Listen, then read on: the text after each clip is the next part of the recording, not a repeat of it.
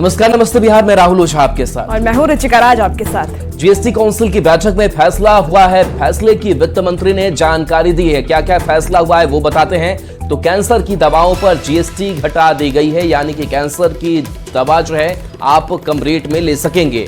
सीतारमन ने ये जानकारी दी है। साथ ही कहा है कि कैंसर की दवाओं पर जीएसटी 12% से घटाकर अब 5% हो चुकी है। 6 महीने में कसिनो से रेवेन्यू 34% बढ़ा है।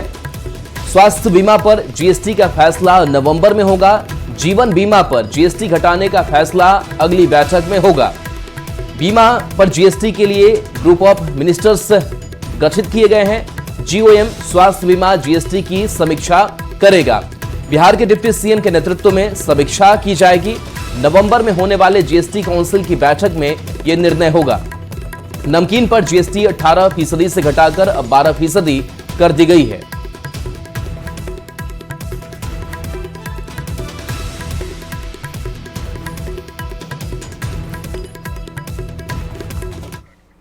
बिहार के सीएम नीतीश कुमार ने बाढ़ में कई योजनाओं की सौगात दी। इस क्रम में नीतीश कुमार अचानक पूर्व विधायक अनंत सिंह से मिलने उनके गांव लदमा पहुंच गए। करीब 15 मिनट में अनंत सिंह और नीतीश कुमार की ये दूसरी मुलाकात है।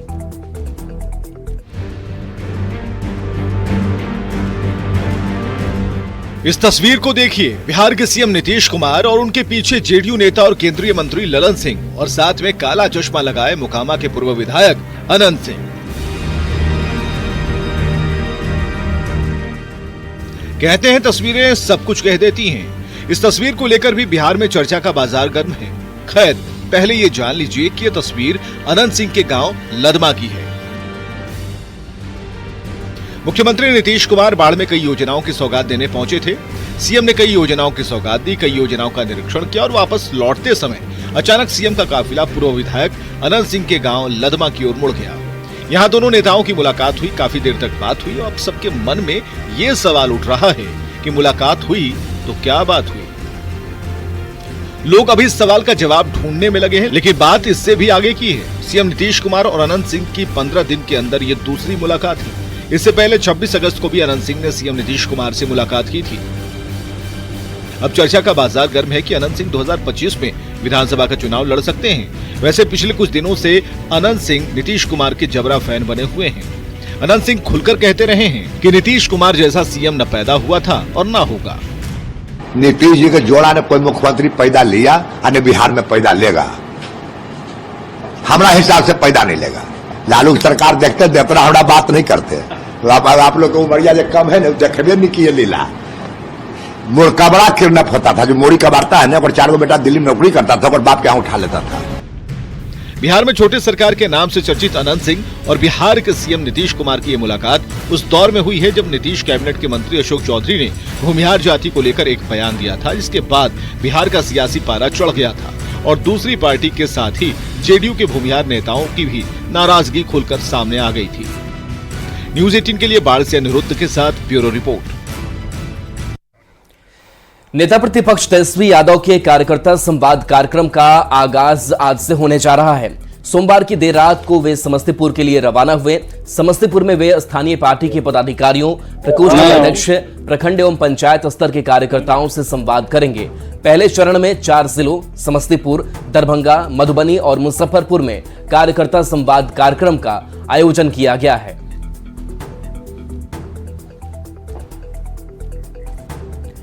तो देखिए, तेजस्वी यादव का आभार कार्यक्रम और इस यात्रा का आगाज समस्तीपुर से आभार कार्यक्रम का आगाज।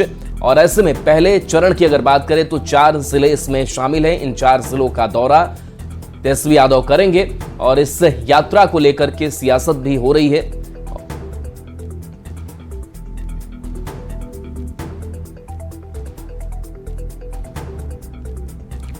वैसे तेजस्वी यादव पहली बार यात्रा पर नहीं निकल रहे, लेकिन इनकी ज्यादातर यात्राएं अधूरी रही।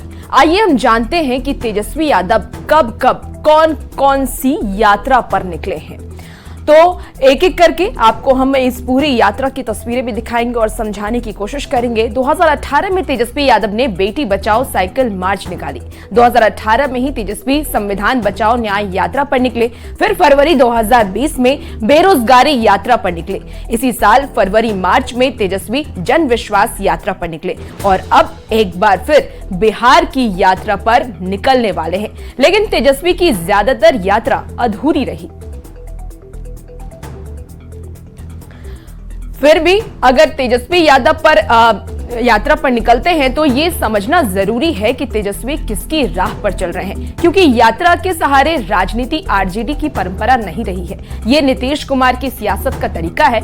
यात्राओं के जरिए नीतीश भांपते रहे हैं कि जनता का मूड कैसा है। 2005 में न्याय यात्रा कर नीतीश कुमार की कुर्सी तक पहुंचे नीतीश कुमार और इसके बाद भी लगातार जनता के बीच वो जाते रहे। वहीं लालू यादव की अगर हम बात कर लें तो लालू यादव रैलियों के जरिए राजनीति करते रहे। 1990 से 2005 के बीच पटना के गांधी मैदान में कई बड़ी रैलियां हुई। जातियों वाले सम्मेलन भी खूब हुए। लेकिन तेजस्वी अब नीतीश वाला फॉर्मूला अपना रहे हैं। तो समझिए कि कौन कौन से मुद्दे और जिन पर तेजस्वी सरकार को घेरेंगे। पहला मुद्दा है 65% आरक्षण का, जिसे पटना हाईकोर्ट ने असंवैधानिक करार दिया है और सुप्रीम कोर्ट ने इस पर अंतरिम रोक लगाने से इनकार किया। इस मुद्दे को लेकर आरजेडी ने 1 सितंबर को धरना प्रदर्शन किया था। दूसरा मुद्दा है बिहार को विशेष राज्य का दर्जा। केंद्र ने नीति आयोग की रिपोर्ट का हवाला देते हुए बिहार को विशेष दर्जा देने से इनकार किया है। तीसरा मुद्दा है लॉ एंड ऑर्डर का। पिछले दिनों आपराधिक वारदातों को लेकर विपक्ष लगातार हमला बोल रहा है। वही चौथा मुद्दा जून और जुलाई में कई जिलों में पुल गिरने का है, जिस पर सुप्रीम कोर्ट ने भी बिहार सरकार को नोटिस जारी किया है। तेजस्वी यादव इसको भुनाने की भरपूर कोशिश करेंगे। जो है ये पार्टी के बैकबोन है, रीढ़ की हड्डी है और उनसे नेता का डायरेक्ट इंटरेक्शन होना बहुत जरूरी है ताकि प्रॉपर फीडबैक पता चल सके। और हम लोग भी चाहते हैं कि संगठन को और मजबूत किया जाए आने वाले समय को लेकर के। मास पार्टी के साथ साथ कैडर की भी पार्टी हो राष्ट्रीय जनता दल, इस काम में हम लोग लगे हुए हैं और मुझे पूरा विश्वास है कि सभी कार्यकर्ता, क्योंकि ये जो पहला जो हमारा जो कार्यक्रम है पूरे बिहार में जो हम लोग घूमेंगे, ये कार्यकर्ता संवाद होगा। इसके बाद नवंबर दिसंबर में हम लोग जनता के बीच फिर दोबारा जो है संगठन को मजबूत करके उनके बीच में। बिहार में सियासत कब किसे लेकर के शुरू हो जाए, कब किस दिशा में मुड़ जाए, कह पाना मुश्किल है। एनडीए के सहयोगी चिराग पासवान और उनके चाचा पशुपति पारस पर विपक्षी आरजेडी इन दिनों कुछ ज्यादा ही नजर रख रहा है। बता दें आपको कि बीजेपी पर चाचा भतीजे के बीच झगड़ा लगाकर अपने हित साधने तक का आरोप आरजेडी की ओर से लगाया जा रहा है। एनडीए पर यह सवाल उठा तो पलटवार भी उतनी ही तेजी से किया जा रहा है। आखिर क्यों? सियासत गर्म में, समझिए इस रिपोर्ट के जरिए। पहले पशुपति पारस से अमित शाह की मुलाकात, इसके बाद बिहार बीजेपी अध्यक्ष दिलीप जायसवाल की पारस से मुलाकात। यही दो तस्वीरें हैं जिसे लेकर बिहार की सियासत इन दिनों गर्मा गई है। आरजेडी के नेता आरोप लगा रहे हैं कि बीजेपी अपना राजनीतिक हित साधने के लिए चाचा पशुपति पारस और भतीजे चिराग पासवान के बीच झगड़ा लगाना चाहती है। बीजेपी पहले अपने सहयोगी पार्टियों का पीठ थपथपाती है और समय मिलते ही उनका अस्तित्व खत्म कर देती है। सुनिए आरजेडी के मुख्य प्रवक्ता शक्ति सिंह यादव क्या कुछ कह रहे हैं। क्योंकि भारतीय जनता पार्टी जिन एलआई पार्टनरों को अपने साथ रखती है, पहले उसी को ले लेती है और लेने के बाद फिर उसको कमजोर करती है और अपने साथ मिला लेती है। आरएलजेपी के राष्ट्रीय अध्यक्ष और पूर्व केंद्रीय मंत्री पशुपति पारस ने शक्ति यादव के बयान पर पलटवार किया। साथ ही क्लियर कर दिया कि वे अभी एनडीए में हैं और 2025 के विधानसभा चुनाव में भी साथ रहेंगे। आरजेडी अपना घर देख ले। देखिए, आरजेडी का जो ये कहना है वो बिल्कुल गलत है। बीजेपी गठबंधन में मैं भी हूँ, बीजेपी गठबंधन में, एनडीए गठबंधन में सभी लोग हैं। इसमें आपस में लड़ाने की बात नहीं है। आरजेडी के लोगों को अपने दल की चिंता होनी चाहिए। उनके दल में कितना क्या हो रहा है, कितना गुटबंदी है, नहीं है, उनको अपने दल के लोगों को समेट के रखना चाहिए। अभी देखे हुए कि उनके दल से कुछ लोग बड़े नेता पार्टी छोड़ के चले गए। बिहार के डिप्टी सीएम विजय सिन्हा ने इंडिया ब्लॉक पर तंज कसते हुए कहा कि राहुल गांधी और तेजस्वी यादव जैसे नेताओं के पास विकास का कोई विजन नहीं है, इसलिए अनाप शनाप बातें कहते रहते हैं। कि आज विपक्ष में बैठा व्यक्ति एक देश का युवराज जो सोने के चम्मच लेकर जन्म लिए हैं, राजनीतिक धरातल सच्चाई को न जानते हैं, न समझने का प्रयास करते हैं, न कोई विजन है उनके पास। जो लिख के देता है, जो समझाता है, वही वो बोलते हैं। वही हार बिहार में भी एक युवराज तेजस्वी यादव जी का है। एलजेपीआर अध्यक्ष चिराग पासवान अभी केंद्र सरकार में कैबिनेट मंत्री हैं। चिराग सहित उनकी पार्टी के 5 सांसद हैं, जबकि पशुपति पारस गुट से एक भी सांसद नहीं है। अगले साल बिहार विधानसभा का चुनाव होना है, पर बीजेपी अभी से सोची समझी रणनीति पर काम कर रही है। पर पार्टी के केंद्रीय और राज्य स्तर के नेतृत्व की पशुपति पारस से हुई मुलाकात पर सियासत तेज जरूर हो चुकी है। Bureau report. बेगूसराय में लोक जनशक्ति पार्टी रामविलास के राष्ट्रीय अध्यक्ष और केंद्रीय मंत्री चिराग पासवान ने कहा कि बिहार में एनडीए पूरी तरह एकजुट है। एनडीए में सब कुछ ठीक ठाक चल रहा है। विपक्ष के दावे में दम नहीं है। विपक्ष का सपना कभी पूरा नहीं होगा। न सिर्फ इस बार बल्कि अगली बार 2029 में भी पीएम मोदी के नेतृत्व में एनडीए की सरकार बनेगी। एनडीए गठबंधन एकजुट है मजबूती से।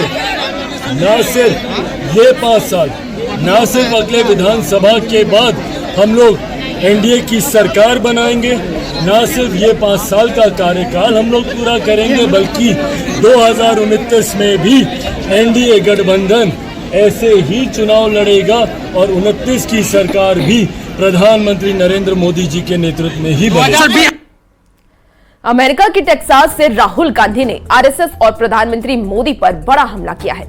यही नहीं, राहुल गांधी ने चीन की तारीफ भी कर दी है। राहुल गांधी के विदेशी धरती से अपने देश की संस्थाओं पर निशाना और चीन की तारीफ को लेकर के बीजेपी नेताओं ने निशाना साधा है। China certainly doesn't have an employment problem. Vietnam doesn't have an employment problem.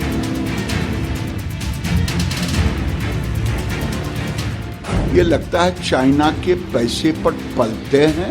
दुर्भाग्य है अपने ही देश की बुराई करना ये कहीं से उचित नहीं है। राहुल गांधी विदेश जाएं, विदेशी धरती पर कुछ बोलें और भारत में सियासी माहौल ना गरमाए, ये भला कैसे संभव है? एक बार फिर राहुल गांधी अमेरिका में हैं। अमेरिका के टेक्सास से राहुल गांधी ने आरएसएस और प्रधानमंत्री नरेंद्र मोदी पर बड़ा हमला किया। The RSS believes that India is one idea. We believe that India is a multiplicity of ideas. Rahul Gandhi ने विदेशी धरती से आरएसएस पर तो निशाना साधा ही, रोजगार के मसले पर चीन की तारीफ भी कर दी। The West has an employment problem. India has an employment problem. But there are many countries in the world that don't really have an employment problem. China certainly doesn't have an employment problem. Vietnam doesn't have an employment problem. Rahul के इन बयानों पर BJP के fire brand नेता गिरिराज सिंह ने बड़ा हमला किया। कहा, राहुल गांधी पर देशद्रोह का मुकदमा चलना चाहिए। इंडिया के बाहर, भारत के बाहर जाकर भारत को गाली देना, ये तो लगता है चाइना की तारीफ करना, दुश्मन देश की तारीफ करना, ये लगता है चाइना के पैसे पर पलते हैं और चाइना की ही बात ब्रांडिंग करने के लिए ये बाहर में जाके चाइना का ब्रांडिंग कर रहे हैं। राहुल गांधी के बयान पर केंद्रीय मंत्री चिराग पासवान ने भी पलटवार किया। चिराग ने कहा, विदेश जाकर भारत की बुराई करना राहुल गांधी की आदत बन गई है। ये कहीं ना कहीं गलत राजनीति की परंपरा की शुरुआत है। ये कोई पहला मौका नहीं है जब राहुल गांधी ने विदेशी धरती से देश की राजनीति पर निशाना साधा। सवाल है कि क्या विदेशी धरती से इस तरह की बातें करना ठीक है? न्यूज 18 के लिए पटना से धर्मेंद्र कुमार और दिल्ली से अमितेश सिंह के साथ ब्यूरो रिपोर्ट। बिहार में कभी भी मंत्रिमंडल विस्तार की घोषणा की जा सकती है। दरअसल सियासी हलचल के बीच बिहार बीजेपी के अध्यक्ष दिलीप जायसवाल और बिहार जेडीयू के अध्यक्ष उमेश कुशवाहा के बीच मुलाकात हुई। उमेश कुशवाहा के आवास पर लगभग आधे घंटे तक बंद कमरे में दोनों नेताओं के बीच मुलाकात हुई। मुलाकात के बाद दिलीप जायसवाल ने कहा कि बिहार में कभी भी मंत्रिमंडल विस्तार की घोषणा हो सकती है। साथ ही आयोग और बोर्ड की लिस्ट भी तैयार हो गई है। उमेश कुशवाहा ने मुलाकात को औपचारिक बताया और आने वाले विधानसभा चुनाव को लेकर इस मुलाकात को काफी महत्वपूर्ण बताया। बीजेपी जो गठबंधन दल है आपस में तालमेल बहुत अच्छा हो करके बूथ लेवल तक, चूंकि हम लोग का अभी सदस्यता अभियान शुरू हो रहा है, तो हम लोग चाहते हैं बूथ लेवल तक दोनों पार्टी के कार्यकर्ता आपस में मिल करके मजबूती के साथ संगठन को मजबूत करें। विस्तार की भी चर्चा है। सब तैयार है, किसी भी समय हो सकता है, कुछ भी मंत्रिमंडल विस्तार किसी भी समय हो सकता है, कभी भी। शिष्टाचार मुलाकात है। अब जान रहे हैं कि पार्टी के जो है हमारे भाजपा के प्रदेश अध्यक्ष है और हम लोग आपस में कुछ बिंदुओं पर बात करने के लिए और संगठन को और भी जो हमारे जो एनडीए घटक दल है उसको बैठक के लिए चाहे समन्वय स्थापित करने के लिए नीचे स्तर तक के जो हमारे कार्यकर्ता हैं उनमें आपस में कैसे तालमेल हो, हर बिंदु पर बात करने के लिए प्रदेश अध्यक्ष। और इसी बीच जमशेदपुर से बड़ी खबर सामने आ रही है। कांग्रेस प्रदेश अध्यक्ष केशव महतो कमलेश के सामने बवाल हुआ। आपस में भिड़े कांग्रेस कार्यकर्ता। बता दें आपको कि जानकारी के मुताबिक मंच पर बैठने को लेकर के कांग्रेस के दो गुट आपस में भिड़ गए। काफी धक्का मुक्की हुई और जमकर हंगामा भी हुआ। मामला बिगड़ता देख प्रदेश अध्यक्ष कार्यक्रम से बाहर चले गए। हालांकि कुछ समय के बाद मामला शांत हो गया, जिसके बाद प्रदेश अध्यक्ष कार्यक्रम स्थल दोबारा पहुंचे और वहां के कार्यकर्ता नेताओं को कुछ ही मिनट में संबोधित कर कार्यक्रम को खत्म कर दिया। और ये एक्सक्लूसिव तस्वीर इस वक्त आप देख पा रहे हैं। जमशेदपुर से आपको ये तस्वीर हम दिखा रहे थे, जहां पर काफी धक्का मुक्की हुई, जमकर हंगामा हुआ। कांग्रेस के दो गुटों में ये धक्का मुक्की हुई है और उसके बाद जो कार्यक्रम था उसे फिलहाल कुछ देर के लिए रोक दिया गया, लेकिन फिर बाद में जब मामला शांत हुआ तो कार्यक्रम को दोबारा शुरू किया गया। और इसकी सीधी तस्वीर भी आप देख पा रहे हैं।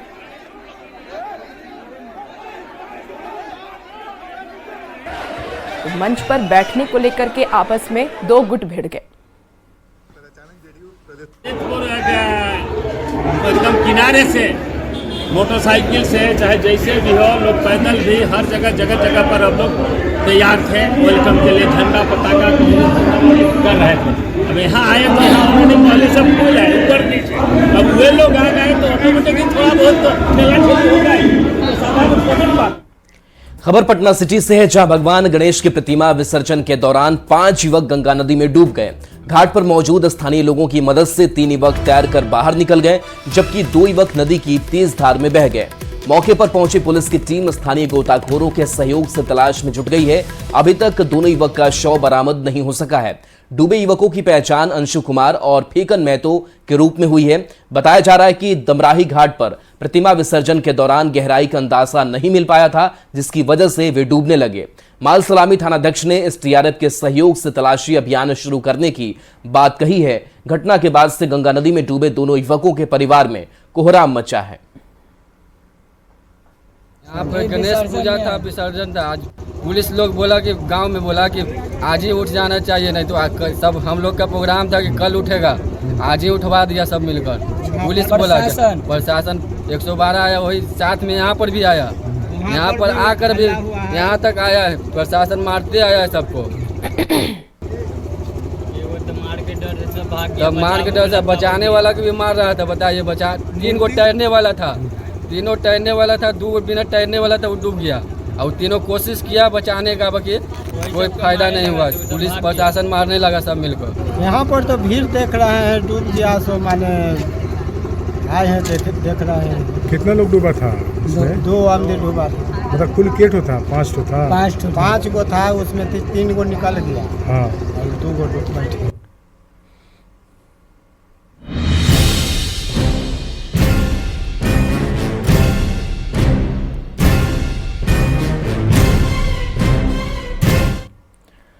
यूपी के बहराइच में भेड़िए के आतंक के बाद मुजफ्फरपुर में सियार का खौफ देखा जा रहा है। कुर्नी और मुशहरी प्रखंड के सुस्ता पंचायत के बंगरा इलाके में लोगों के लिए सियार परेशानी का सबक बन गया है। अब तक 20 से ज्यादा लोग सियार के हमले से जख्मी बताए जा रहे हैं। हालांकि वन विभाग की टीम करीब 1 दर्जन लोगों को जख्मी करने की बात कह रही है। खूंखार सियार को पकड़ने के लिए वन विभाग की टीम रेस्क्यू अभियान चला रही है। आपको बता दें कि माइकिंग से लोगों को जागरूक किया जा रहा है और दूरबीन से चप्पे चप्पे पर नजर रखी जा रही है। गांव के लोग भी जगा कर रहे हैं, रात भर जग रहे हैं और पहरेदारी के चक्कर में लोग रात में सो नहीं पा रहे। लाठी डंडे के साथ पूरे इलाके की छानबीन की जा रही है।